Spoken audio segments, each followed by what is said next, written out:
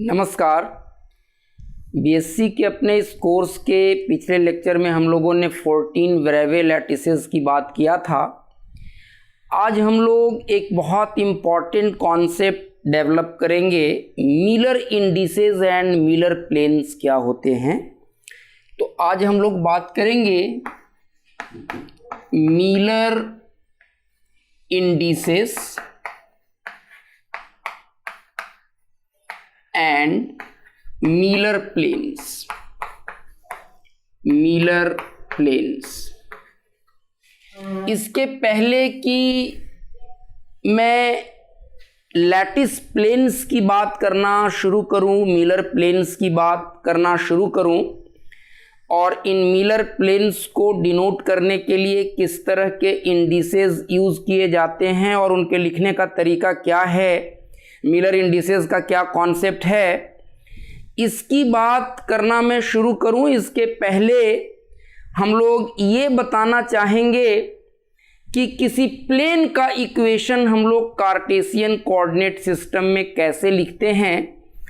अगर सपोज कीजिए एक प्लेन का इक्वेशन हम लोग लिखना चाहते हैं, एक ऐसे प्लेन का, कोई एक प्लेन है जो एक्स वाई और जेड एक्सेस पर ए बी और सी इंटरसेप्ट काटता है।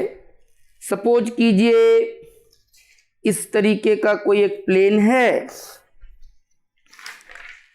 This type of plane is there, this type of plane is there. तो ये प्लेन इस वाले एक्सिस पर ए इंटरसेप्ट काट रहा है, वाई एक्सिस पर बी इंटरसेप्ट काट रहा है और जेड एक्सिस पर सी इंटरसेप्ट काट रहा है। तो कार्टेशियन कोऑर्डिनेट सिस्टम में इंटरसेप्ट फॉर्म में प्लेन का इक्वेशन कैसे लिखा जा सकता है, जरा पहले हम लोग इसको समझने की कोशिश करेंगे। तो सबसे पहले हम लोग इस बात को ऐसे समझ सकते हैं, सपोज कीजिए ये कोई प्लेन है, तो कोई भी जो प्लेन होगा उस प्लेन पर परपेंडिकुलर एक यूनिट वेक्टर हम खींच सकते हैं और इस प्लेन पर कहीं भी एक परपेंडिकुलर खींचेंगे तो वो इसके पैरेलल होगा। रादर आप ऐसा कह सकते हैं कि कोई भी प्लेन जो होता है वो उसका पूरा का पूरा सरफेस प्लेन का, कोई भी प्लेन जो होगा वो किसी एक खास डायरेक्शन, किसी एक खास लाइन, किसी एक खास यूनिट वेक्टर से 90 डिग्री पर होता है। अब मान लीजिए ये कोई हम यूनिट वेक्टर लेते हैं एन कैप। एन कैप, ये अगर प्लेन को हमने ऐसा रखा है हॉरिजॉन्टल तो यूनिट वेक्टर वर्टिकल होगा। अगर प्लेन किसी आर्बिट्ररी ओरिएंटेशन में ऐसे ओरिएंटेड होगा तो आपका उस पर ड्रॉ किया गया यूनिट वेक्टर भी आर्बिट्ररीली लोकेटेड होगा और इसको हम लोग कंपोनेंट फॉर्म में लिख सकते हैं। अगर ये यूनिट वेक्टर इस प्लेन पर डाला गया नॉर्मल के एलोंग अगर कोई यूनिट वेक्टर लें और उसको एन कैप बोलें तो इस एन कैप को हम लोग लिख सकते हैं P I cap plus Q J cap plus R K cap, जहां पी क्यू आर इस यूनिट वेक्टर के रेक्टेंगुलर कंपोनेंट्स हैं एक्स वाई और जेड एक्सेस के एलोंग, और चूंकि यूनिट वेक्टर है तो under root P square plus Q square plus R square will be 1।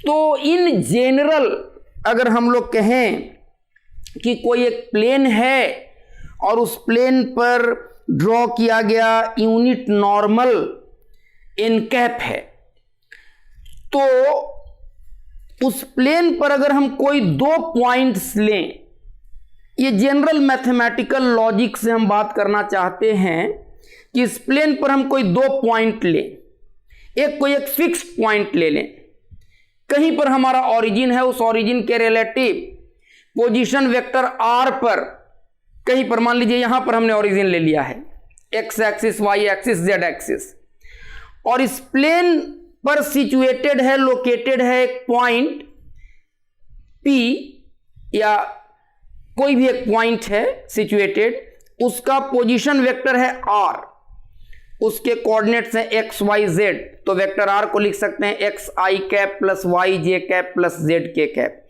और वो एक फिक्स्ड पॉइंट है।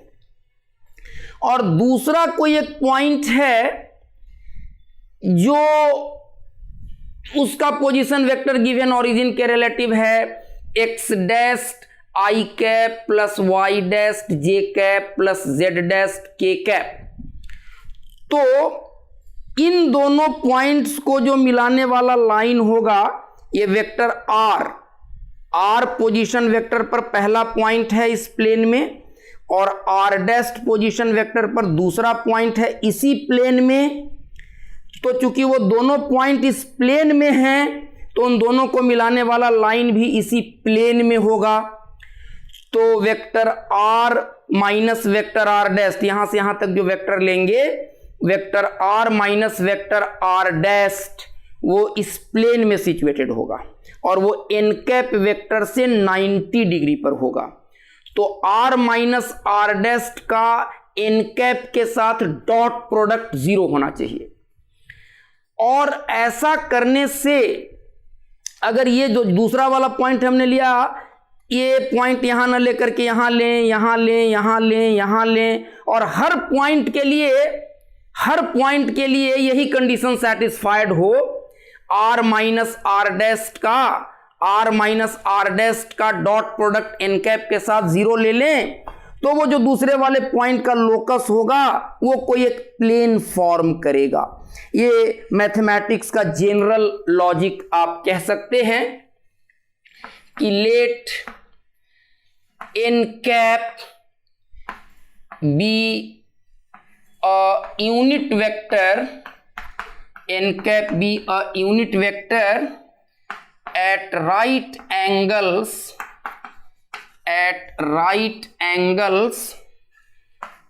to a plane and a point, and there exists a point relative to some given origin,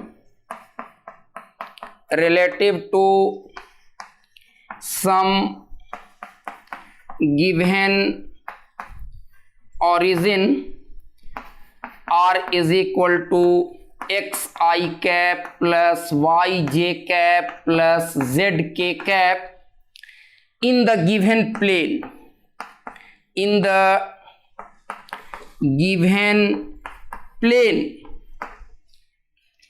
let n cap be a unit vector at right angles to a plane and there exists a point relative to some given origin, r is equal to x I cap plus y j cap plus z k cap in the given plane, and another point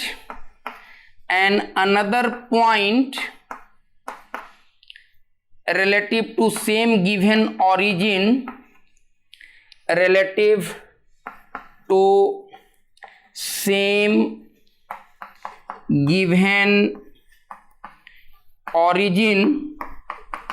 lies in same plane and is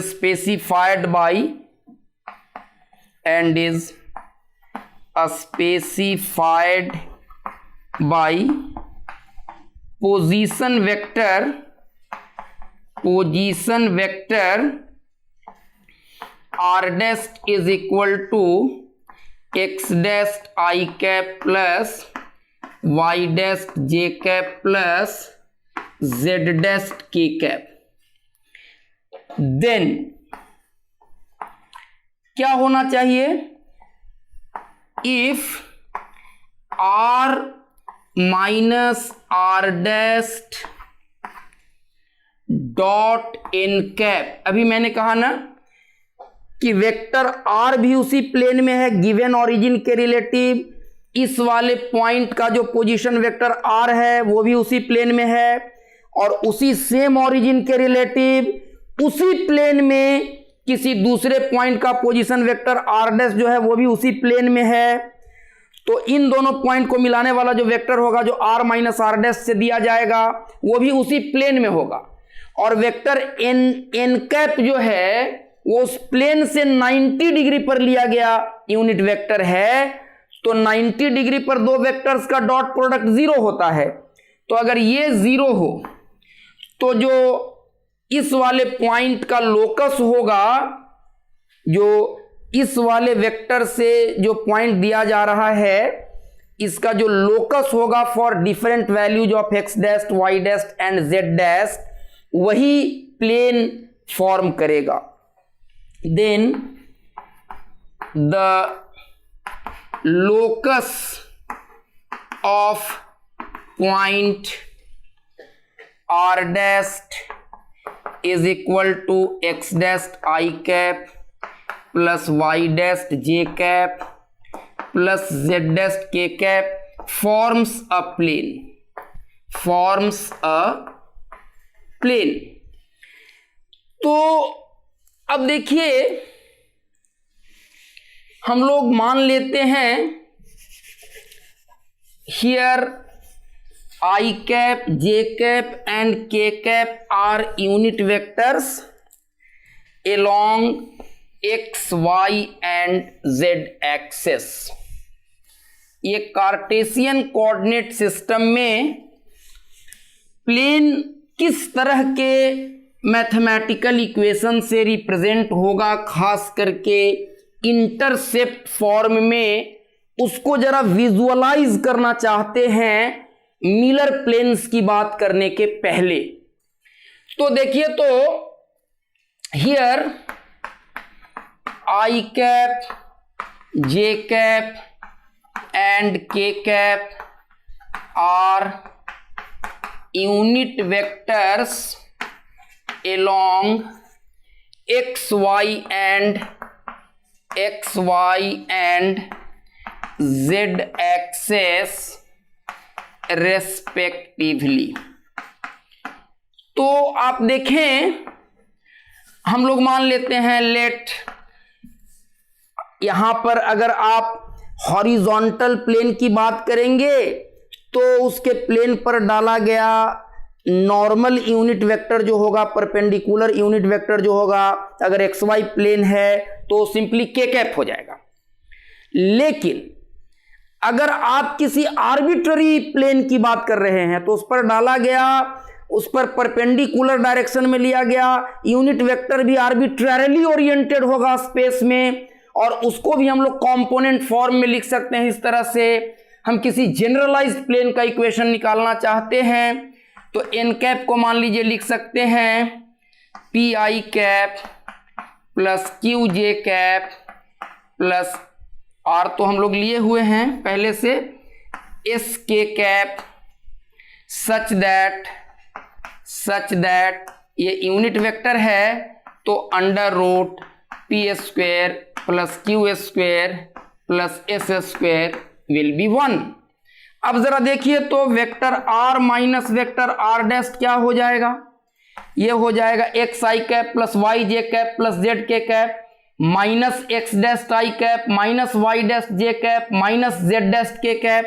तो उसको ऐसा लिख सकते हैं क्या, X minus X dash I cap plus Y minus Y dash J cap plus Z minus Z dash K cap और R minus R dash dot N cap. तो ये हो जाएगा X minus X dash I cap plus Y minus Y dash J cap plus Z minus Z dash K cap, और इसका dot product P I cap plus Q J cap plus S K cap के साथ, and it should be 0, it should be 0। अब dot product लेने तो आपको आता है, so what we can write is p times x minus X dash plus q times y minus y dash plus S times z minus z dash is equal to 0। और इसको अगर एक बार और थोड़ा सिंप्लीफाई कर दें, then what we can write is that implies px plus qy plus sz minus px dash plus qy dash plus sz dash is equal to 0. That implies px plus qy plus sz minus d is equal to 0, where d हम लोगों ने किसको लिख दिया है? d हम लोगों ने लिखा है px dash plus qy dash plus sz dash को। तो ये कार्टेशियन कोऑर्डिनेट सिस्टम में किसी जनरलाइज्ड प्लेन का इक्वेशन है। कार्टेशियन कोऑर्डिनेट सिस्टम में किसी जनरलाइज्ड प्लेन का इक्वेशन है px plus qy plus sz minus d is equal to 0। अब अगर हम लोग किसी ऐसे प्लेन का इक्वेशन लिखना चाहते हैं जो हमारे कोऑर्डिनेट एक्सिस के ऊपर में कुछ इंटरसेप्ट काट रहा है,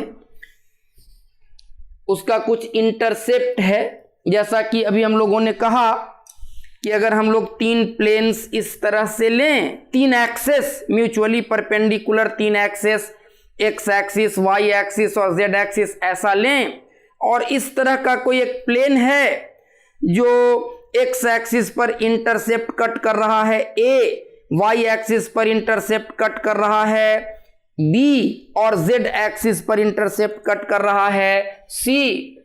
तो अगर ऐसा है, ये अपना एक्स एक्सिस है, ये वाई एक्सिस है, ये जेड एक्सिस है, और कोई एक प्लेन है जो कि ऐसा प्लेन, ये यहां तक लिमिट प्लेन है तो it will go up to infinity.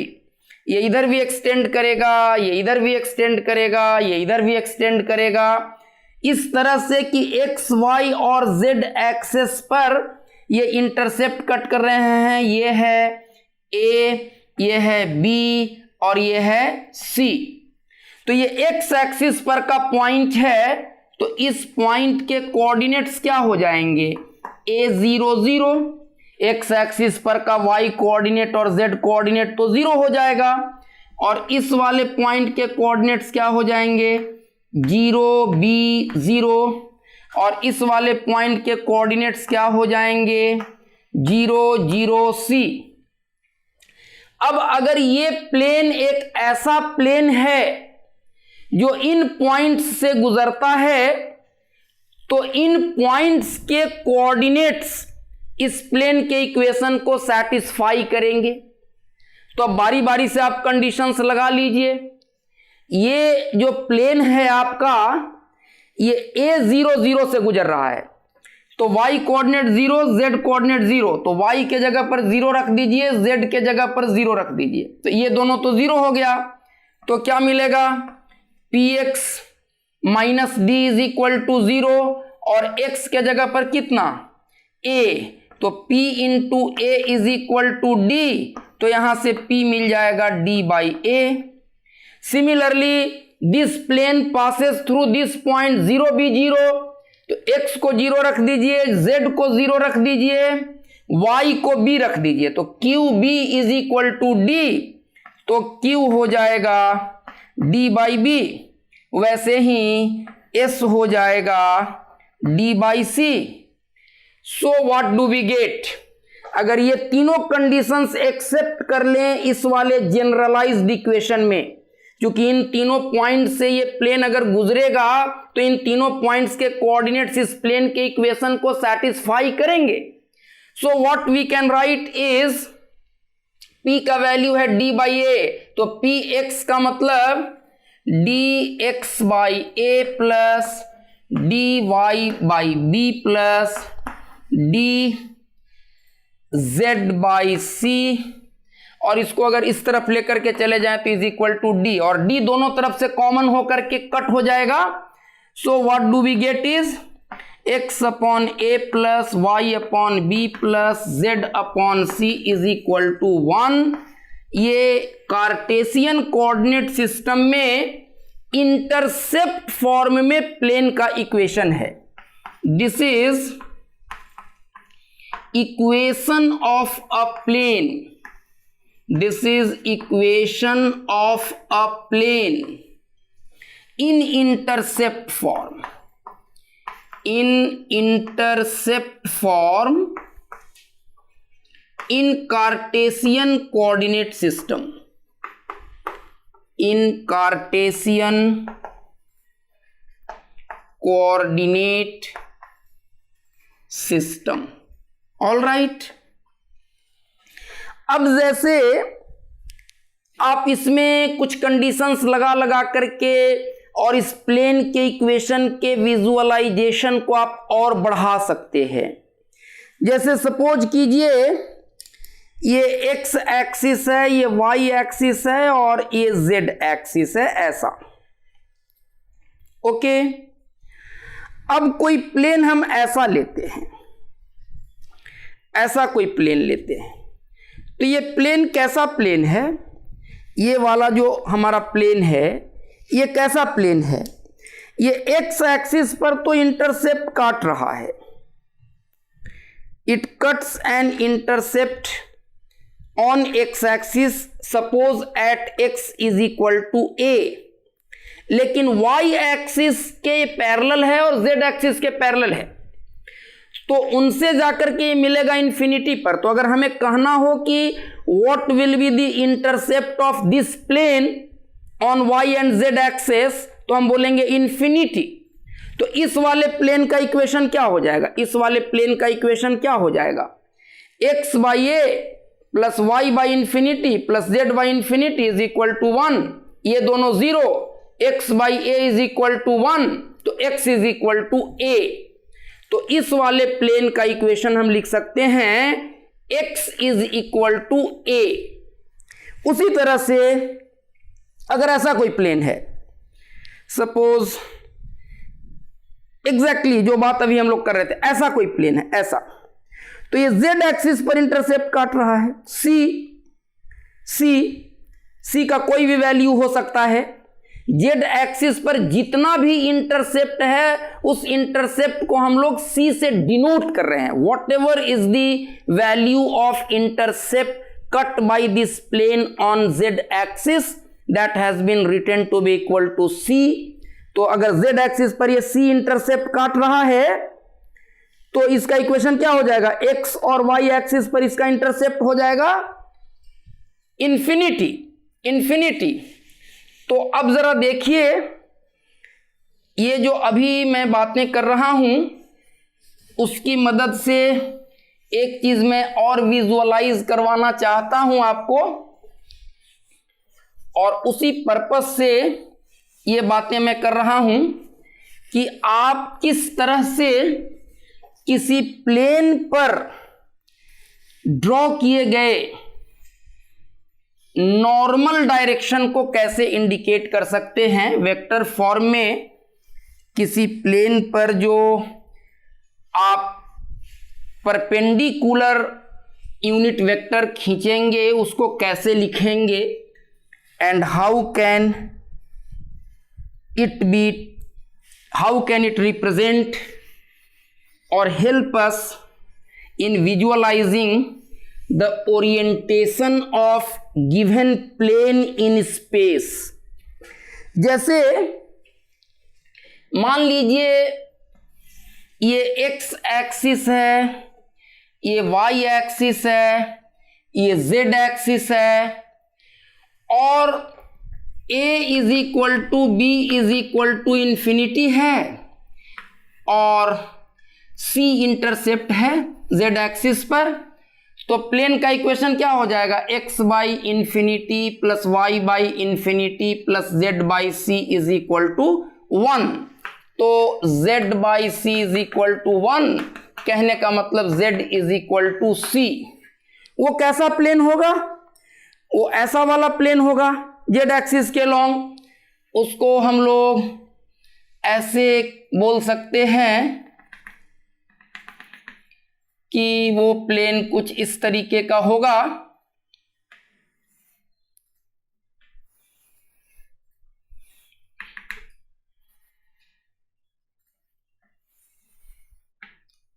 और ये है इंटरसेप्ट, ये पॉइंट है सी 0 0 सी 0 0 सी, और ये जो प्लेन है वो z is equal to c plane है।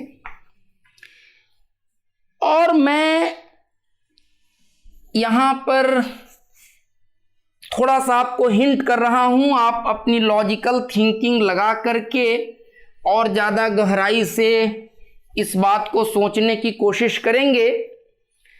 अगर कोई एक प्लेन है जिसका इक्वेशन है x by a plus y by b plus z by c is equal to 1, ऐसा कोई आर्बिट्ररी प्लेन है। इस प्लेन से 90 डिग्री पर जो यूनिट वेक्टर खींचेंगे आप, इस प्लेन से 90 डिग्री पर जो यूनिट वेक्टर आप खींचेंगे, यूनिट वेक्टर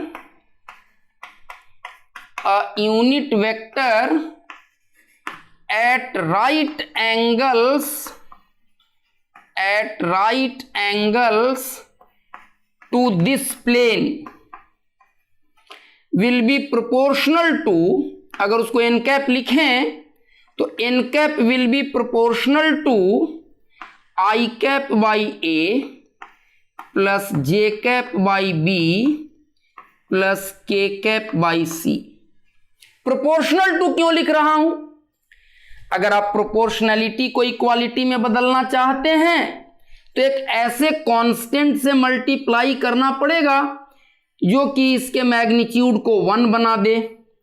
तो इसका मैग्नीट्यूड 1 कैसे बनेगा, अभी जितनी चीजें हैं ये तीनों एक दूसरे से 90 डिग्री पर हैं, तो इसका मैग्नीट्यूड हो जाएगा 1 by a square plus 1 by b square plus 1 by c square under root. तो एन कैप वेक्टर को अगर लिखना होगा तो उसको हम लिख सकते हैं i cap by a plus j cap by b plus k cap by c whole divided by under root 1 by a square whole square plus 1 by b whole square plus 1 by c whole square. और just मैं आपको hint करना चाहता हूं, आप देखिए तो जरा इस प्लेन की बात कीजिए, इसमें a is infinity b is infinity, तो ये दोनों टर्म हो जाएगा 0। तो ये यूनिट वेक्टर किधर डायरेक्टेड हो जाएगा, ये दोनों टर्म तो 0 है, और ये डायरेक्टेड किधर हो जाएगा, यहां भी देख लीजिए ये 0 ये 0, तो ऊपर में 1 बाई सी और नीचे में 1 बाई सी, मैग्नीट्यूड तो 1 हो जाएगा और डायरेक्शन के कैप के लॉन्ग हो जाएगा। तो ये जो प्लेन हम लोगों ने लिया था ऐसा x axis y axis z axis, और ये जो प्लेन हम लोगों ने लिया था ऐसा, तो ये जो z एक्सिस है वो इस प्लेन से 90 डिग्री पर है।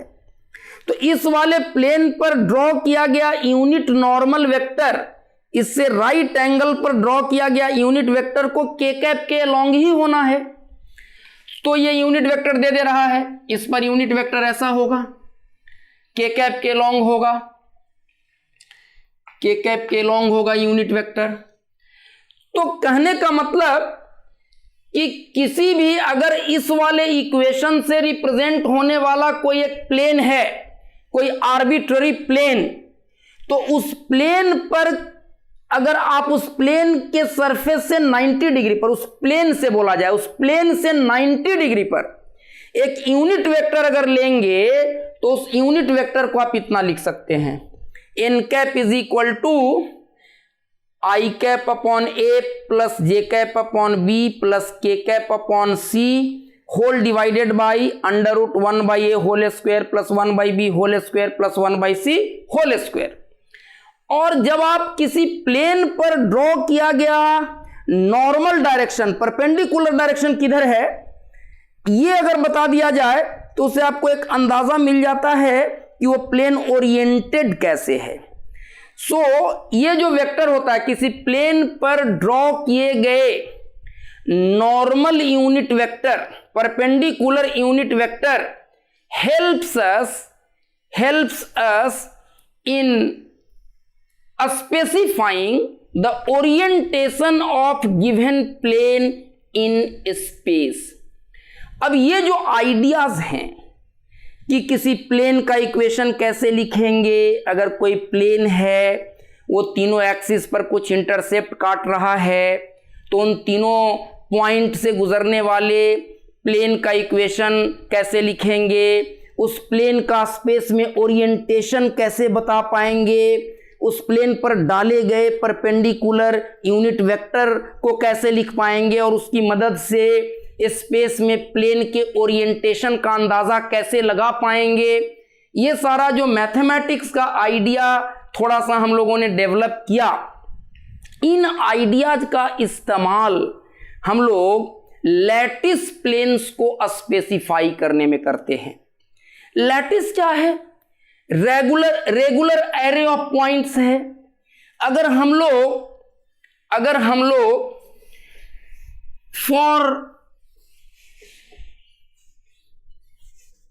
क्लैरिटी और फॉर सिंप्लिसिटी एक 2 डाइमेंशनल स्क्वायर लैटिस की बात करें, इस तरह से 2 डायमेंशन में ही बात करें कि lattice points are arranged at regular intervals like this,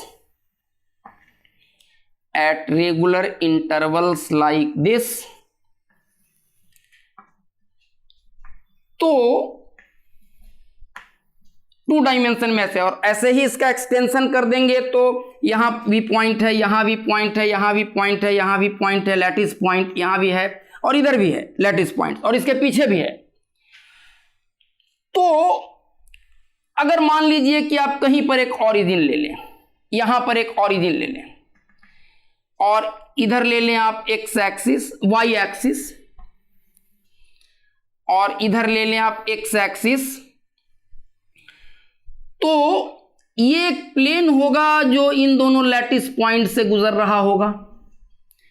सिर्फ इन दोनों लैटिस पॉइंट से नहीं गुजर रहा होगा, इस प्लेन का एक्सटेंशन अगर इधर आप लेंगे, इधर लेंगे तो इधर जितने भी पॉइंट्स लाई करेंगे एक्स वाई प्लेन में और इधर जितने भी पॉइंट्स लाई करेंगे ऑफ द प्लेन, वो सारे पॉइंट्स इस प्लेन पर लाई करेंगे। उन सारे पॉइंट से गुजरने वाला ये एक लैटिस प्लेन होगा, या इन लैटिस पॉइंट्स पर अगर बेसिस अटैच्ड है तो हम कहेंगे एक क्रिस्टलोग्राफिक प्लेन होगा। और अब इस प्लेन का इक्वेशन, ये प्लेन कैसा प्लेन है? अगर ये दोनों ट्रांसलेशन वेक्टर्स हैं हमारे कन्वेंशनल यूनिट सेल के या प्रिमिटिव सेल के, तो हम कह सकते हैं कि हमारे ट्रांसलेशन वेक्टर्स जो हैं उस लैटिस के, उन पर कुछ इंटरसेप्ट काट रहा है ये प्लेन। अगर इधर ले लेंगे तो इस वाले एक्सिस पर भी ये प्लेन कुछ इंटरसेप्ट काट रहा होगा, तो इस प्लेन का इक्वेशन हम लोग इस इंटरसेप्ट फॉर्म में लिख सकते हैं। तो जिस तरह के मैथमेटिकल प्लेन्स का विजुअलाइजेशन अभी हम लोगों ने किया, वैसे ही बहुत सारे प्लेन्स हमारे लैटिस के अंदर में एग्जिस्ट करते हैं और उन प्लेन्स पर ही लैटिस के डिफरेंट लैटिस पॉइंट्स लाई करते हैं। और उन प्लेन्स को कौन सा प्लेन है, उस पर लैटिस के कौन से पॉइंट्स लाई कर रहे हैं, उस लैटिस के अंदर उस प्लेन का ओरिएंटेशन कैसा है, वो कैसे ओरिएंटेड है, इन चीज़ों को बताने के लिए हम लोग एक इंडेक्स सिस्टम का इस्तेमाल करते हैं जिसको मिलर इंडिसेस कहा जाता है। तो ये किस तरह से मिलर इंडिसेस को हम लोग डिफाइन करते हैं और मिलर इंडिसेस के टर्म्स में हम लोग क्रिस्टलोग्राफिक प्लेन्स को कैसे डिफाइन करते हैं उसका एक तरीका है बताने का। इसके पहले कि मैं वो बातें करना शुरू करूं, मैं एक थोड़ा फीलिंग आपको दे देना चाहता हूं कि आप ओरिजिन यहां नहीं लें, आप ओरिजिन यहां ले लें, ऐसा ले लें, और तब एक इस प्लेन की आप कल्पना करें। ये प्लेन और ये प्लेन दोनों पैरेलल प्लेन्स हैं, ये दोनों लैटिस के अंदर दो पैरेलल प्लेन्स हैं। और अगर एक तरह से देखा जाए तो जितना इंटरसेप्ट इन दोनों एक्सेस पर ये वाला प्लेन कट कर रहा है, सपोज कीजिए ये ए है, अगर ट्रांसलेशन वेक्टर का मैग्नीट्यूड है ए और बी, तो ये ए और बी इंटरसेप्ट कट कर रहा है, तो इस वाले ओरिजिन के रिलेटिव ये वाला प्लेन भी ए और बी इंटरसेप्ट कट कर रहा है, तो जो इसका इक्वेशन होगा वो इसका इक्वेशन होगा। तो ये सारे प्लेन्स बिल्कुल आइडेंटिकल प्लेन्स हैं, या इन ए सेंस आप ऐसा कह सकते हैं कि they are actually the same planes. Same planes, same planes न बोल करके उसको हम लोग आइडेंटिकल प्लेन्स बोलते हैं। सेम प्लेन्स हैं मैथमेटिक्स के हिसाब से, वो क्रिस्टलोग्राफिक एक्सेस के ऊपर में एक ही तरह से सेम इंटरसेप्ट काटने वाले पैरेलल प्लेन्स हैं, तो वो सारे के सारे प्लेन्स सेम इक्वेशन से रिप्रेजेंट होंगे।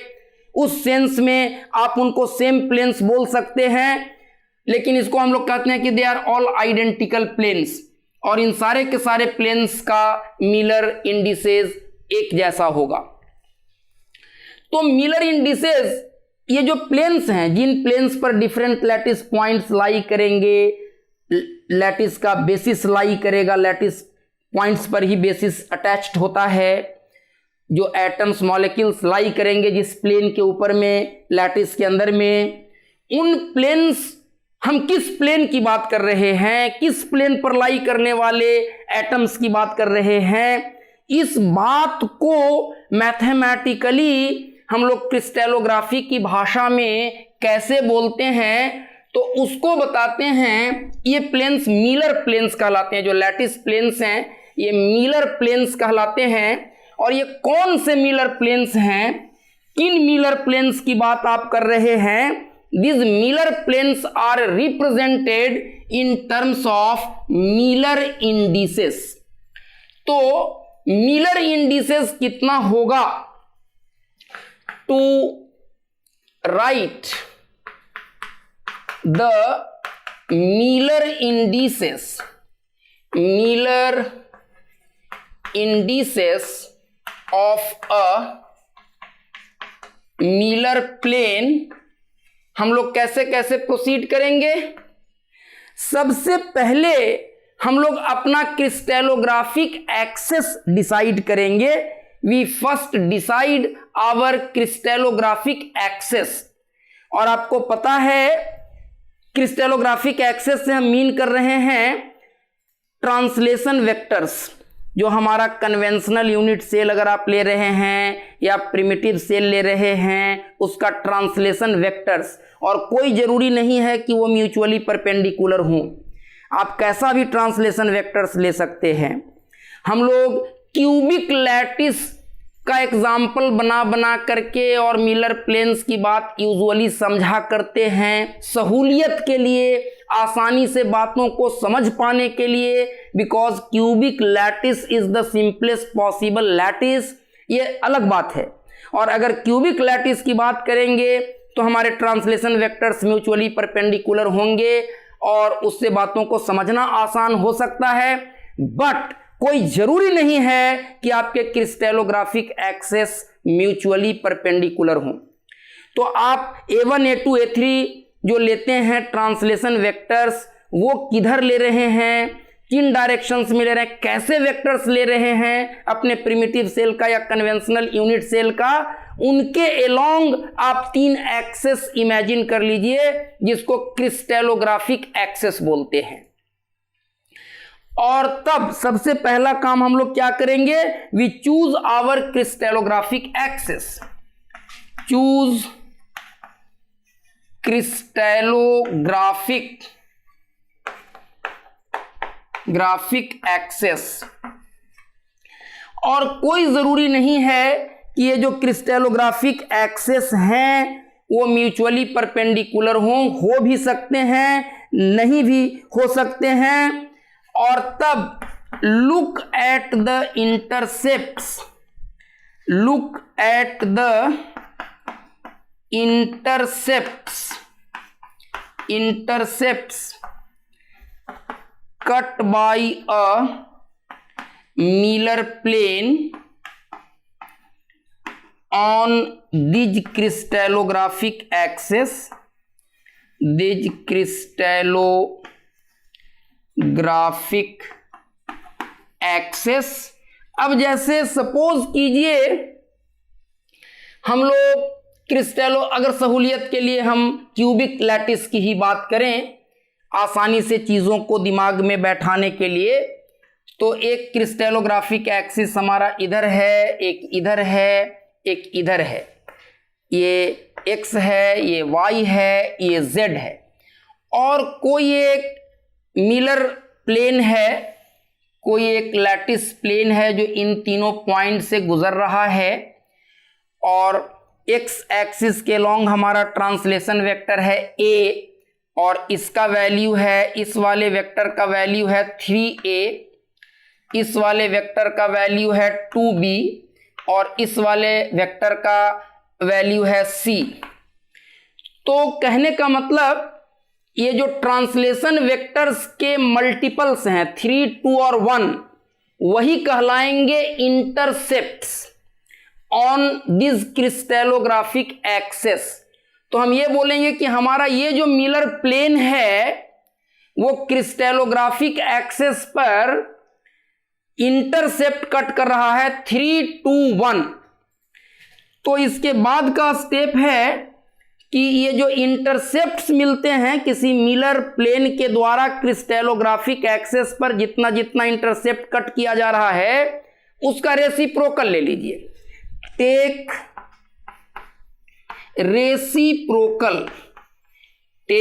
रेसिप्रोकल ऑफ these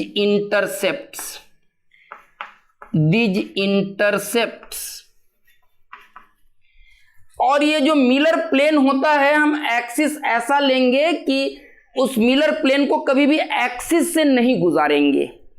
हम एक्सिस के क्लोजेस्ट इंटरसेप्ट्स की बात करेंगे, but the Miller planes should not pass through origin से पास नहीं करने देंगे। The Miller plane should not pass through the origin. तो अगर हम लोग रेसिप्रोकल लेंगे तो क्या हो जाएगा, इस वाले केस में 1/3, 3, 2, 1 है अपना इंटरसेप्ट, तो उसका रेसिप्रोकल हो जाएगा 1/3, 1/2 और 1, 1/1 मीन्स 1। और तब ये जो डिनोमिनेटर्स हैं कहने का मतलब कि जो इंटरसेप्ट जितना जितना काट रहा है उसका एलसीएम ले लीजिए, लिस्ट कॉमन मल्टीपल, और उस लिस्ट कॉमन मल्टीपल से इसको मल्टीप्लाई कर दीजिए। Multiply the reciprocal of the intercepts on crystallographic axis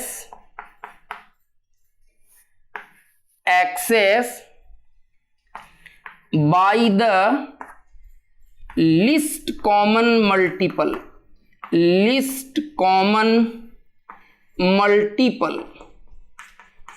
LCM of intercepts।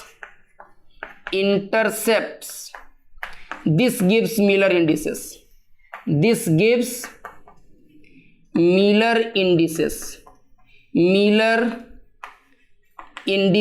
जैसे इस वाले लैटिस प्लेन का, इस वाले मिलर प्लेन का अगर मिलर इंडिसेस बताना चाहें तो इसका इंटरसेप्ट है 3 to 1, तो उसका रेसिप्रोकल हो गया 1/3, 1/2 और 1, और लिस्ट कॉमन मल्टीपल होगा 6।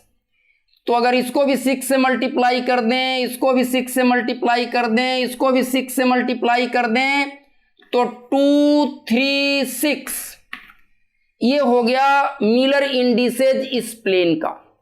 ये वैसे प्लेन का मिलर इंडिसेज हो गया जो क्रिस्टलोग्राफिक एक्सिस पर 3, 2 और 1 का इंटरसेप्ट कट कर रहा है। तो मिलर इंडिसेज को लिखने का तरीका है कि आप पहले ये देखिए कि आपके क्रिस्टलोग्राफिक एक्सिस पर कितना कितना इंटरसेप्ट काट रहा है वो पार्टिकुलर प्लेन, उसका रेसिप्रोकल ले लीजिए और इंटरसेप्ट्स के एलसीएम से उन रेसिप्रोकल्स को मल्टीप्लाई कर दीजिए। It will give you the Miller indices of that Miller plane. और लिखने का तरीका है कि जो मिलर इंडिसेस आएंगे उसको स्मॉल ब्रैकेट के अंदर में रखेंगे और किसी भी 2 डिजिट के बीच में कॉमा वगैरह नहीं देंगे। ये तरीका है, ये कन्वेंशन है मिलर इंडिसेस को लिखने का, मिलर इंडिसेस को डिनोट करने का। और Miller indices usually HKL notation से डिनोट किए जाते हैं। Miller indices are usually denoted by HKL। तो इसको ऐसे लिखते हैं, इस स्मॉल ब्रैकेट के अंदर में लिखेंगे और किसी भी 2 डिजिट के बीच में कॉमा वगैरह नहीं देंगे। तो इस प्लेन का जो मिलर इंडिसेस होगा उसको ऐसे लिखेंगे HKL, no comma nothing, and they are put inside small bracket. So HKL is equal to 236। 236 इसको नहीं पढ़ना है, 236 these are the Miller indices of a given plane. अगर जो आपका मिलर प्लेन है वो क्रिस्टलोग्राफिक एक्सिस पर जो इंटरसेप्ट काट रहा है वो अगर निगेटिव डायरेक्शन में काट रहा है, जैसे ये XYZ एक्सिस है, ऐसा है, यहां पर ओरिजिन ले लेते हैं, XY और Z एक्सिस है, और कोई ऐसा प्लेन है, इधर से ऐसा प्लेन है, ऐसा प्लेन है, तो वो Y एक्सिस पर उसका इंटरसेप्ट निगेटिव होगा। तो अगर निगेटिव इंटरसेप्ट होगा तो उसके ऊपर में बार दे देंगे। जैसे अगर Y इंटरसेप्ट निगेटिव है तो ये वाला इंडेक्स निगेटिव आएगा। So if intercept on a crystallographic axis is negative, we put a bar over its notation